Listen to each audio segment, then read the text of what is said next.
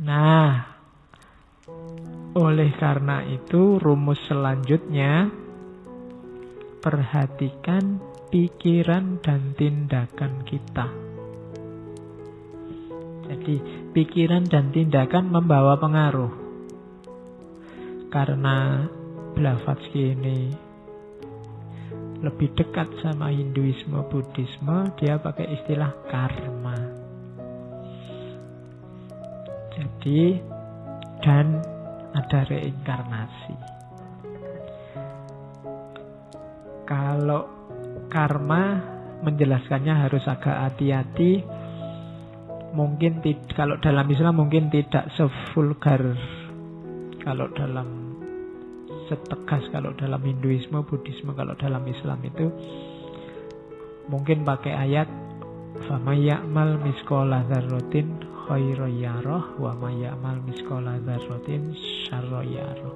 Barang siapa melakukan kebaikan sekecil apapun, dia akan melihat hasilnya. Barang siapa melakukan keburukan sekecil apapun, dia pun akan lihat hasilnya.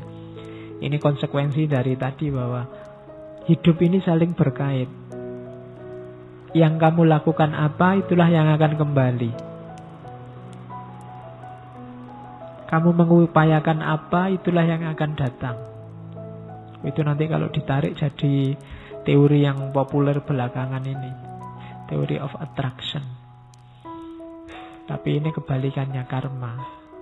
Kebaikan sekecil apapun yang kamu lakukan akan ada efeknya yang harus kamu tanggung.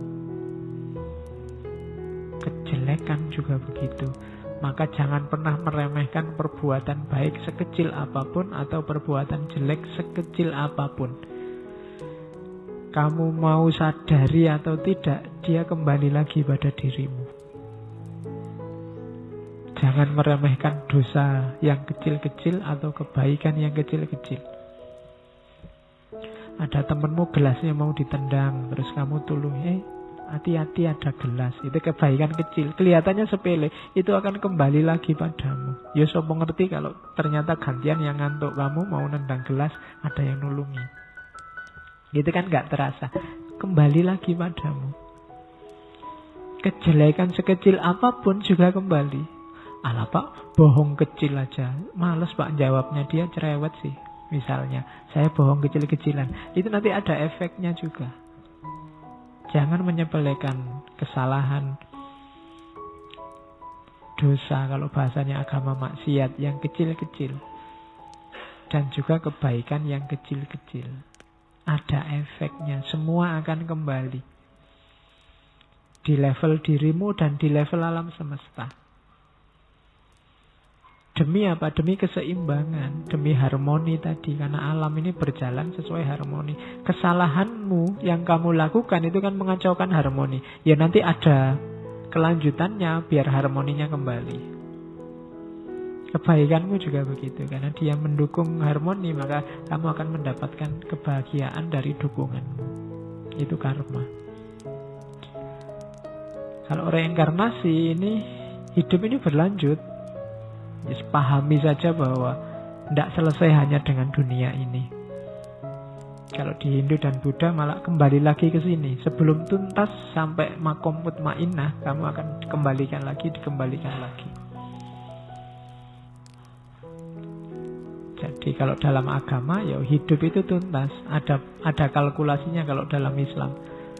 Kalau kamu banyak dosa, banyak salah, mengacaukan harmoni, ya besok ada hisabnya. Ada penderitaan yang harus kamu tanggung di akhirat.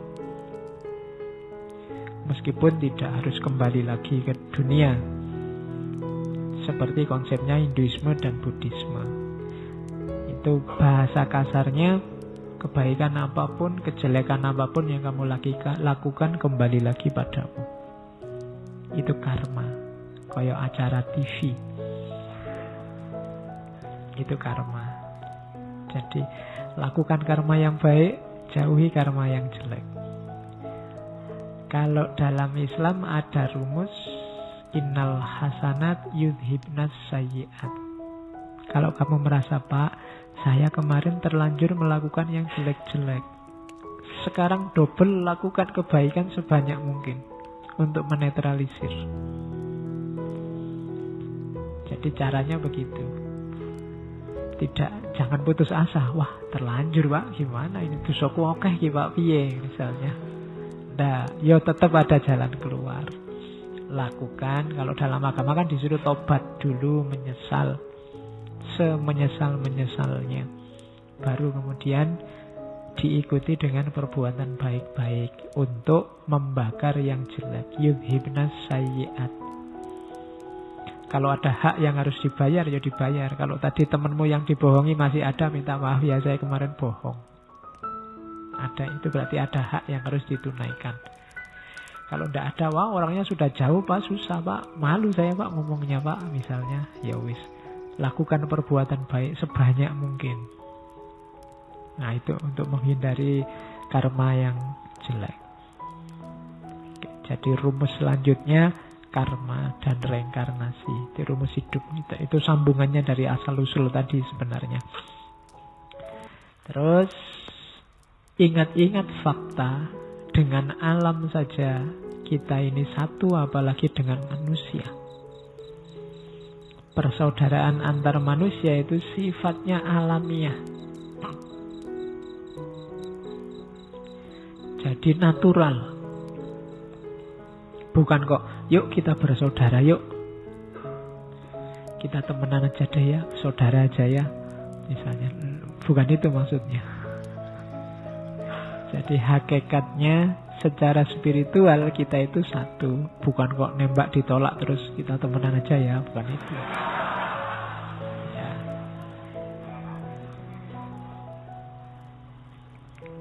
Kita kakak adik aja ya, gitu.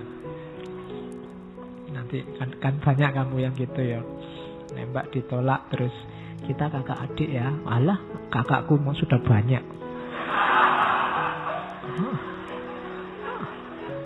Oke. Jadi kita adalah jemari dari tangan yang sama. Kita adalah pancaran cahaya dari pusat cahaya yang sama. Jadi teosofi ini agak dekat kalau teori penciptaannya dengan emanasi. Banyak orang yang susah memahami emanasi. Dianggapnya penciptaan emanasi ini bertentangan dengan penciptaan yang tidak ada, creatio ex nihilo. Padahal menurut saya tidak. Jadi emanasi bukan lawan dari creatio ex nihilo. Menciptakan dari tidak ada apa-apa, tiba-tiba ada mikrofon, itu kan creatio ex nihilo. Kalau zaman segalanya tidak ada, awalnya kan yang ada hanya Allah. Tidak ada apa-apa sama sekali, yang ada satu-satunya hanya Allah. Berarti begitu ada ciptaan, itu kan keluarnya dari Allah. Itu kan emanasi, sumbernya dari Allah. Itu kan emanasi. Bahasanya tokoh-tokoh emanasi, melimpah dari Allah. Jadi terus limpahan ini melimpah lagi.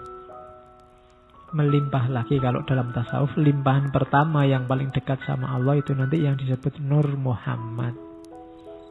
Dia jadi prototipenya alam semesta, yang paling dekat sama Allah. Itu emanasi. Ya, kalau ada tanya misalnya, dari tidak ada kacamata, dari ada kacamata, itu terus bahannya apa? Loh, karena bahannya juga segalanya tidak ada, yang ada cuma Allah, berarti bahannya ya Allah. Wong segalanya tidak ada, yang ada hanya Allah. Maka adanya sesuatu itu ya sumbernya Allah. Cuma bedanya di bahasa. Orang emanasi menyebutnya melimpah. Sementara di creatio ex nihilo itu bukan. Melimpah itu kan kayak apa, dari gelas terus dituangkan gitu kan. Cuma yang creatio ex nihilo tidak melihat prosesnya, melihat pokoknya Allah menciptakan dari tidak ada jadi ada. Yang itu ya sumber ciptaannya pasti Allah juga. Jadi itu sebenarnya pembulatan filosofis maksudnya sama, tapi sudah terlanjur gegeran dan merasa berbeda. Oke, kita ini satu sumber, secara spiritual sama. Tadi kan yang saya bilang manusia dalam sisi spiritualnya kan satu semua dari Allah. Yang jadi identitas manusia itu kan yang spiritual ini tadi. Berarti apa? Kita berada di frekuensi dari cahaya yang sama. Kita jemari dari tangan yang sama. Maka perbuatan baik itu semakin tinggi kualitasnya kalau act for and as the self of all. Bertindak untuk atau sebagai diri of all, diri banyak orang. Jadi rumus bergaul hubungan antar manusia yang paling luhur itu tidak untuk kepentingannya sendiri, tapi pikirkan kepentingan banyak orang. Syukur-syukur bisa semua orang. Itu namanya act for and as the self of all. Kenapa? Kalau aku berbuat baik padanya, itu sama saja berbuat baik padaku, karena aku dan dia satu hakikat. Kalau aku memaki-maki dia, sama saja maki-maki aku sendiri. Karena aku dan dia satu hakikat. Karena ada itu kan hadisnya Nabi, banyak ada orang yang dilaknat karena memaki bapaknya orang lain, dan orang lain yang dimaki akhirnya bales maki bapaknya sendiri. Itu sama kayak orang yang maki-maki bapaknya sendiri dan orang ini dilaknat. Kan ada hadis begitu. Hari ini kan kita sering begitu. Kita maki pilihannya orang lain, akhirnya orang lain memaki pilihan kita. Itu sama dengan sebenarnya kita memaki-maki pilihan kita sendiri. Karena kita sama, satu hakikat. Kita ada di frekuensi dan level yang sama. Kita ini bersaudara. Muhrim lah pokoknya. Oke, jadi act for and as the self of all. Tindakanmu mau melakukan apapun, kalau bisa cari yang manfaatnya untuk lebih banyak orang, tidak hanya untuk dirimu. Semakin banyak yang dapat manfaat dari tindakanmu, semakin tinggi kualitas perbuatanmu. Tapi kalau Anda menyenangkan, membahagiakan dirimu sendiri, ya enggak. Makan kalau memang bisa ngajak teman, diajak aja. Kecuali ya bekalnya pas-pasan. Tapi kalau bisa diajak. Atau piknik ya, kalau mampu ya diajak. Itu manfaatnya lebih besar. Apapun yang kamu lakukan, cari manfaat yang untuk lebih banyak orang. Itu kualitas tindakannya lebih tinggi. Karena itu sama dengan kamu memberi manfaat bagi dirimu sendiri. Makanya orang teosofis ini dekat dengan konsep altruis. Jadi tidak terlalu care dengan kepuasan kebahagiaannya sendiri, tapi lebih concern dengan kepuasan kebahagiaan yang lain. Tidak ada orang yang bilang altruis itu jelek atau jahat. Kalau kamu ada orang yang demi orang lain mau berkorban, itu kan luhur dia. Oke, konsep kunci selanjutnya ini yang saya omongkan narasi-narasi besar, utama, dan dalam. Detailnya banyak, cuma saya bawa beberapa yang sekiranya bisa kalian tangkap. Nah, dalam hidup ini jangan khawatir. Tuhan, Allah, realitas puncak menyediakan fasilitas para penuntun. Jadi memang secara periodik ada para guru besar, bukan profesor loh ya. Apa bahasa? Ya, orang-orang utama yang tugasnya nuntun. Kalau dalam tasawuf, para mursyid yang membantu kita dalam tadi perjalanan suci kita di muka bumi. Kalau haji ya mereka jadi petugas hajinya yang bantu kita. Ini para guru besar. secara periodik datang. Kalau di kita ya ada nabi demi nabi, wali demi wali, pembaharu demi pembaharu. Dan biasanya setiap tokoh, setiap guru besar kemudian melahirkan alirannya masing-masing, melahirkan pengikutnya sendiri-sendiri, sehingga muncullah cabang-cabang spiritual baru secara institusional yang nanti dikenal sebagai agama. Jadi dari sini nanti muncul pandangan bahwa agama-agama itu sumbernya sama. Hanya saja memang penuntun-penuntun yang jadi sumber agama-agama ini hidup di zaman, di ruang dan waktunya sendiri, sehingga ramuan institusi agamanya beda-beda meskipun misi yang dibawa sama. Jadi itulah para penuntun.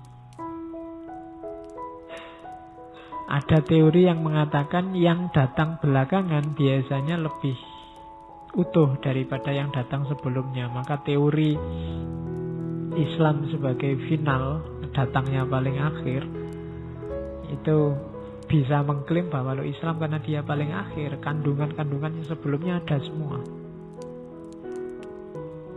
disempurnakan di Islam. Jadi bukan berarti ajaran-ajaran sebelumnya ada, cuma sudah termaktub di yang terakhir. Jadi mungkin ajarannya Musa perjanjian lama nanti disempurnakan di perjanjian baru Isa dan seterusnya. Mungkin sebelum itu yang Nabi Dawud, kemudian Nabi terus ke belakang, semakin lama semakin sempurna. Yang belakangan memuat yang sebelumnya. Makanya kalimat terakhir yang diturunkan kan al-yauma akmaltu lakum dinakum.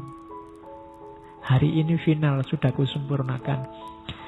Itu menunjukkan bahwa Islam memang babak finalnya. Cuma ngerinya kalau sudah babak final biasanya terus pertandingan bubar, semprit 3 kali. Tidak ada pertandingan lagi sudah. Berarti memang ini era-era akhir. Oke, yuk akhir bukan berarti terus besok apa tahun depan, tapi ini fase-fase babak terakhir. Mungkin kalau tidak di kalian, yo paling 1, 2, 3 generasi yang akan datang sudah final. Sudah penyerahan hadiah terus teriak-teriak champion. Terus yang kalah nangis-nangis itu berarti sudah bubar pertandingannya. Selanjutnya bagaimana kita tidak tahu. Kalau di Islam ya terus kalkulasi tadi, step selanjutnya, dunia selanjutnya. Cuma perjalanan suci kita di dunia ini dituntun oleh beliau-beliau para orang suci. Maka cari mereka ini kalau kalian merasa bingung mau berjalan kemana. Cari para guru, para mursyid, para ustadz, para ulama dalam definisi yang sebenarnya. Karena 2-3 hari ini banyak orang ribut tentang ulama, yang benar itu yang kayak gimana. Alhamdulillah loh ya, selama ini kamu cuek dengan orang bolak-balik ngomong ulama, kamu peduli amat siapa ulama. Sekarang orang mulai belajar, apa sih sebenarnya ulama itu. Itu manfaatkanlah wacana-wacana yang beredar itu untuk nambah ilmumu. Nggak usah ikut kontroversinya, tapi nambah ilmu. Setiap isu kan bisa nambah ilmu baru. Oke, biar mereka yang gegeran, jangan kita. Terus dari situ nanti muncul pandangan bahwa agama-agama di dunia itu seperti cabang dari pohon yang sama. Ini nanti jadi cikal bakal lahirnya gagasan pluralisme. Sebagaimana cabang, ya ada karakter samanya, tapi ada juga bedanya karena dia berkembang ke arah yang berbeda meskipun asalnya sama. Ranting A sama ranting B kan beda, tapi dia berasal dari pohon yang sama. Yang sini daunnya lebat, yang sini daunnya tidak terlalu lebat, yang sana malah tidak ada daunnya, bisa beda-beda. Tapi dia sumbernya pohon yang sama. Nah, itu dari sini nanti lahir gagasan pluralisme agama-agama. Kenapa kok bisa begitu? Ya tadi sumbernya semua dari Allah, tapi terus dari Tuhan, tapi terus diutuslah orang-orang yang memandu. Para pemandu ini menyampaikan pesan, menyampaikan misi sesuai ranah, ruang, dan waktunya masing-masing. Dikemas dalam budaya yang mereka hadapi sendiri-sendiri. Dari situ nanti terus manusia selanjutnya memegangi ajaran-ajaran tadi, lahir dan batinnya, sehingga muncul institusi namanya agama. Lahirlah kemudian banyak agama, tapi sumbernya satu. Nah, hari ini banyak orang hanya melihat rantingnya, ranting demi ranting, sehingga ngertinya hanya perbedaan. Tidak sadar kalau ranting-ranting itu sebenarnya pohonnya sama.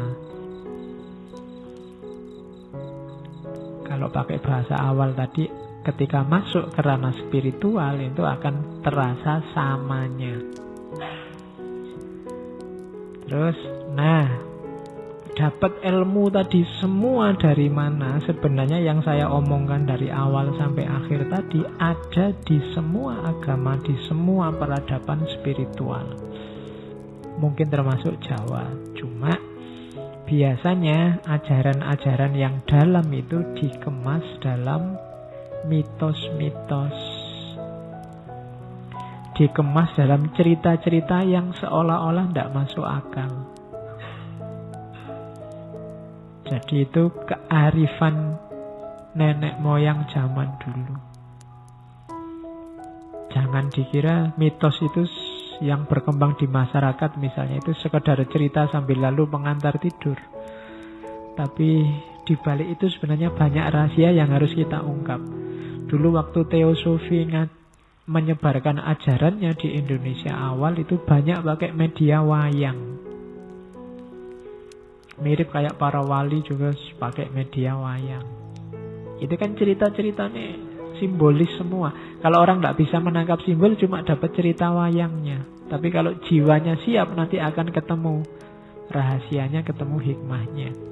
Sama kayak minggu lalu kita cerita-cerita banyak tentang Nasruddin. Itu kan ya kalau nggak bisa menangkap hikmahnya, dapat lucunya tidak masalah. Dapat lucu itu kan sudah lumayan terhibur. Tapi kalau akalmu nyampe, jiwamu siap, kamu akan ketemu rahasianya.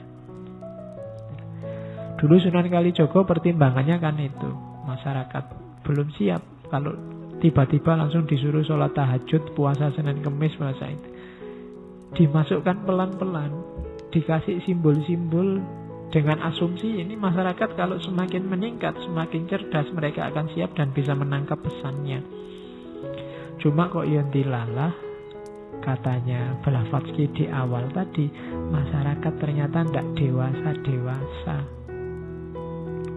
Gegeran zaman dulu sama persis dengan gegeran hari ini.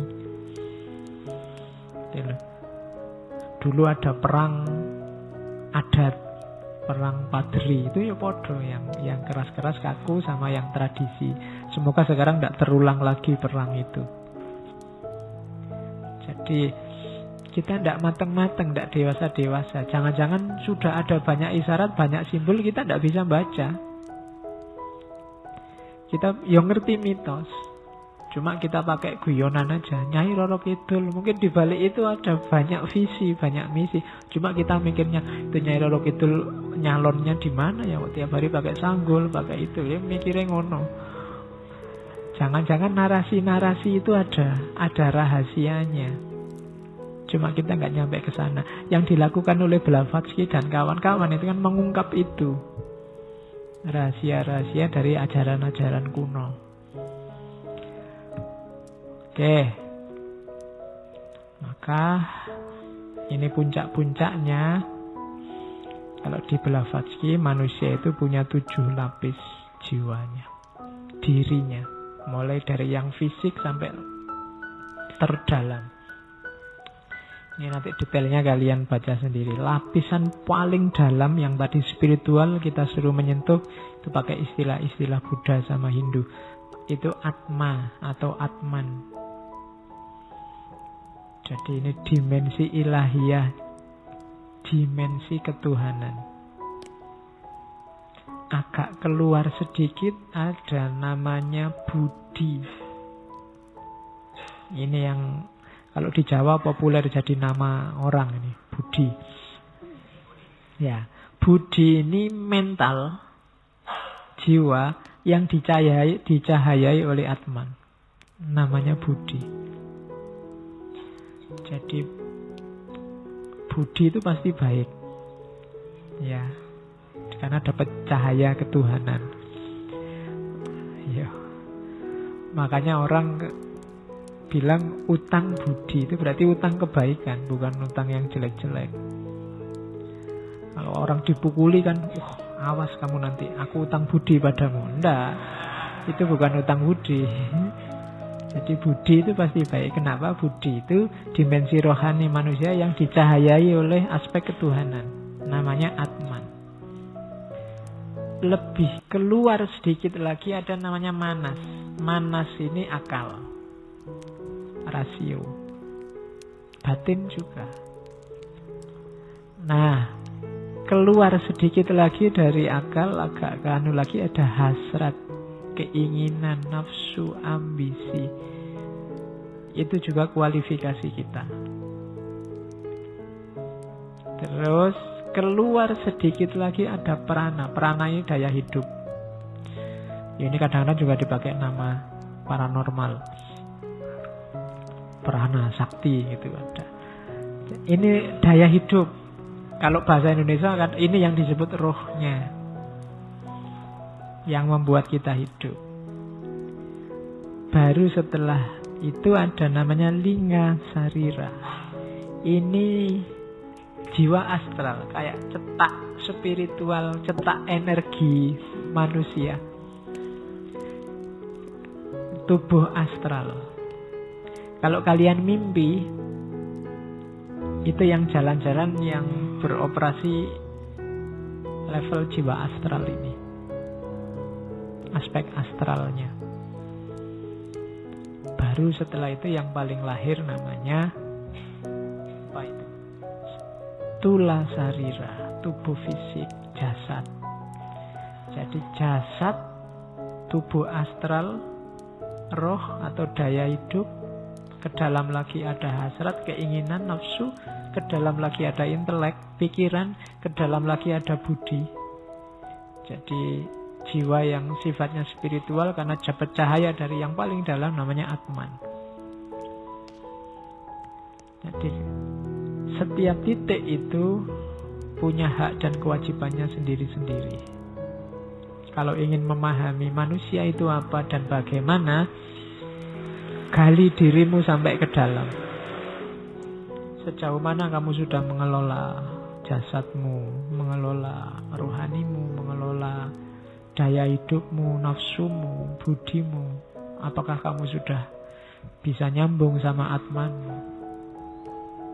Belajar sampai ke level paling dalam. Kalau sudah kenal, ayo menempuh perjalanan rumusnya yang di atas tadi. Karena sebelum kamu kenal dirimu, paham dan sadar konstruksi, konstitusi dirimu, kamu belum bisa melakukan perjalanan. Nah, ini tulisannya Blavatsky yang lain tentang Golden Stairs. Ini kalau kemarin kita ngaji ini kayak adabnya, etiketnya. Ini mendukung perjalanan kita. Ada 13. Yang pertama, hiduplah yang bersih lahir dan batin. Yang kedua, open mind, berpikiran terbuka. Yang ketiga, berhati yang tulus. Yang keempat, berpikiran yang jernih. Yang kelima itu unveiled spiritual perception. Itu mungkin maksudnya masuklah ke ranah spiritual. Ungkaplah, singkaplah ranah spiritual. Jangan berhenti hanya di fisik, jangan berhenti hanya di fikih. Kemudian yang keenam, borderline for one's co-discipline. Saling bantu sesama saudara yang sama-sama menempuh perjalanan, sama-sama murid. Saling saudara.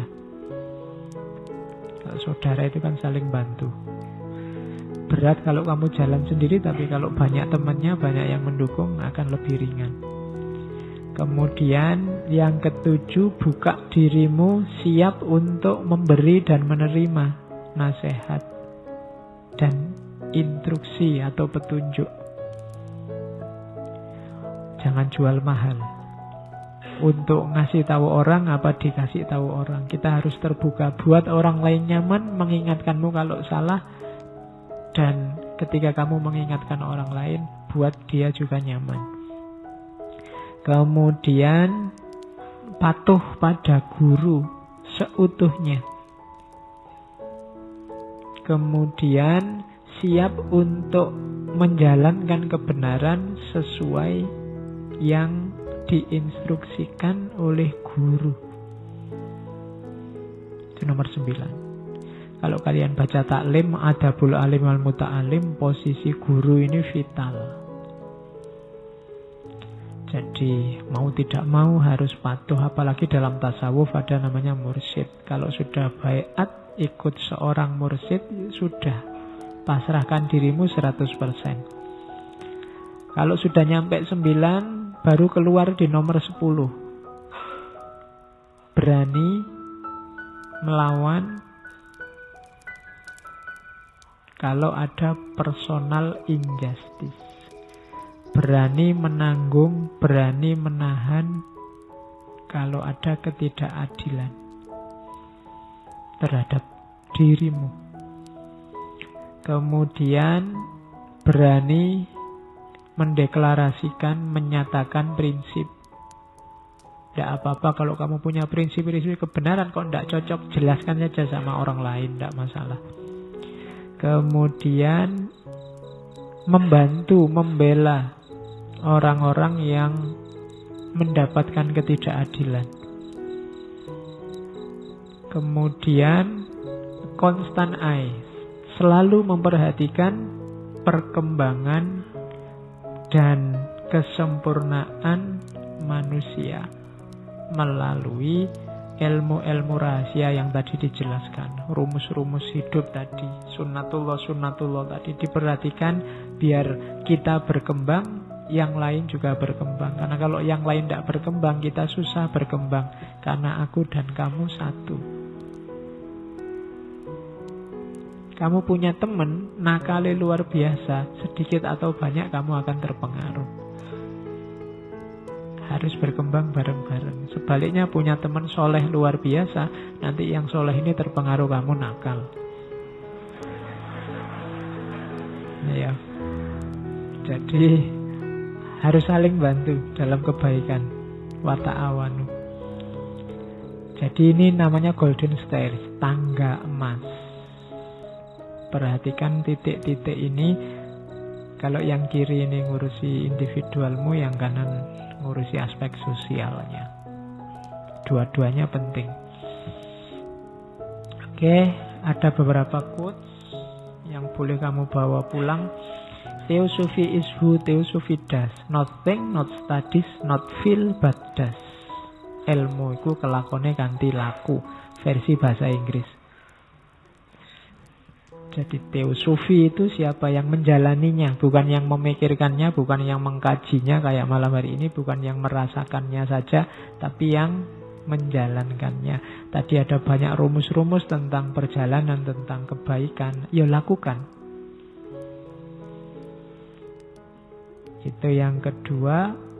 Sebelum jiwa dapat memahami, Harmoni dalam diri harus dicapai, dan mata lahiriah dibuat buta dari segala ilusi.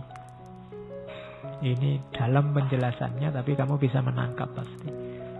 Sebelum jiwamu bisa paham yang saya jelaskan tadi, malam ini hanya akalmu yang menangkap sebenarnya. Jiwamu belum paham. Jiwa yang paham itu nanti dia sadar.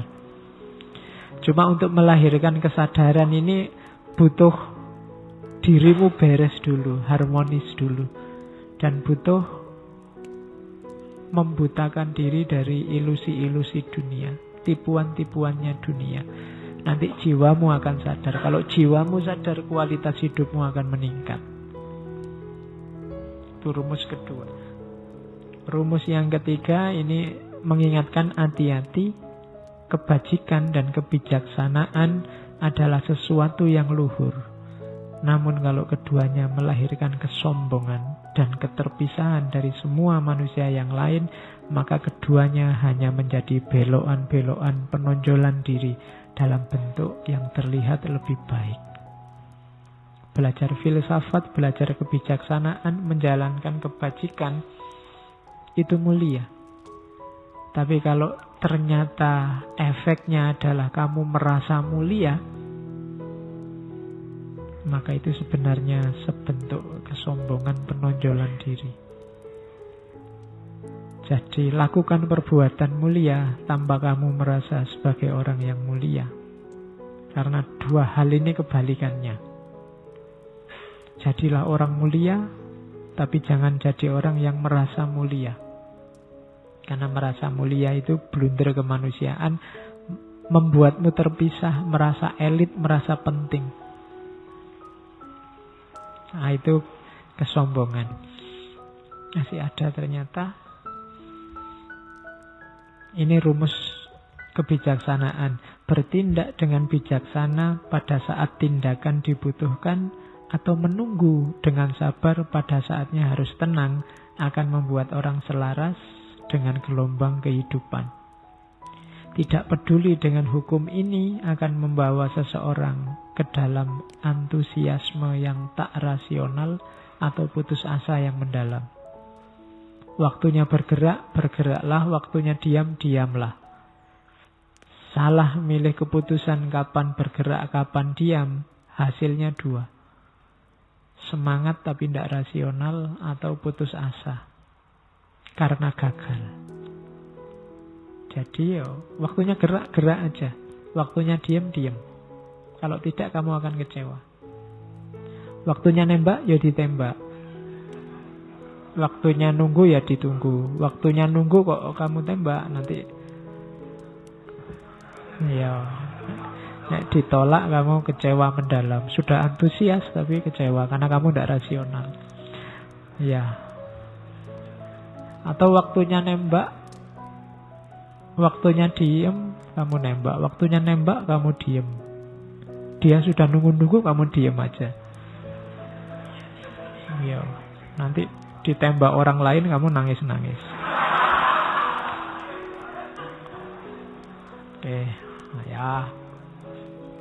Nanti kalau ditanya, enggak kok Pak, saya enggak sedih. Cintaku tulus kok Pak. Tulus tapi ngomongnya sambil nangis. Oke. Ini nasihatnya Blavatsky lagi. Penghalang paling utama yang merintangi para ilmuwan atau para filosof mungkin untuk percaya pada Tuhan dan hal-hal spiritual adalah pandangan materialisme mereka. Orang yang terjebak materialis hanya percaya yang benar itu yang kelihatan mata dan bisa dijangkau oleh akalnya, biasanya memang susah menerima yang spiritual, termasuk Tuhan. Kalau zaman itu banyak orang ateis karena terjebak materialis. Kita juga sebenarnya selama ini lebih sering diajari untuk bersikap materialis. Kenapa sekarang banyak konflik? Itu kalkulasinya material. Seolah-olah kebahagiaan, kemakmuran, kesejahteraan itu kuncinya di hal-hal yang kelihatan mata. Harus jadi presiden atau harus tidak jadi presiden, harus mendukung A atau harus mendukung B. Hari ini kita susah. Kalau saya ngomong kesejahteraan, bayanganmu pasti ekonomi. Kalau saya ngomong kemakmuran, juga ekonomi yang ada di pikiranmu. Kebahagiaan mungkin yang pertama-tama kecukupan ekonomi. Itu otak kita sebenarnya sangat bau materi. Padahal kemarin sejak Diogenes, sejak Nasruddin kita diajari bahwa bukan itu yang namanya kaya. Bukan itu yang namanya makmur dan sejahtera. Cuma kita banyak terjebak di materialisme. Dan yang terakhir, katanya Blavatsky, the cruelest tyrann. Tiran yang paling kejam itu public opinion. Pandangan masyarakat. Dan hari ini kamu rasakan itu lewat Twitter, Facebook, Instagram. Maka rumusnya apa? Jangan terlalu pusing dengan public opinion. Karena public opinion bisa iya, bisa tidak. Kalau hari ini kan banyak tidaknya daripada iyanya. Karena dia adalah tiran yang paling kejam. Masih banyak parameter-parameter kebenaran yang lain yang lebih hakiki dibandingkan public opinion. Oke, alhamdulillah.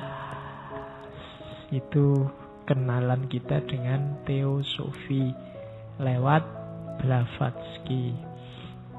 Masih sangat banyak wacananya, sangat banyak isu-isunya. Saya bilang tadi, saya membawa beberapa saja yang mungkin relevan untuk ngaji kita. Termasuk dalam rangka mengantarkan kita ketemu tokoh terakhir kita bulan ini minggu depan, yaitu Raden Mas Sosrokartono, yang dipandang juga salah seorang tokoh teosofi. Oke, saya kira itu. Kurang lebihnya mohon maaf. Wallahul muwafiq, wallahu a'lam bissawab. Wassalamualaikum warahmatullahi wabarakatuh.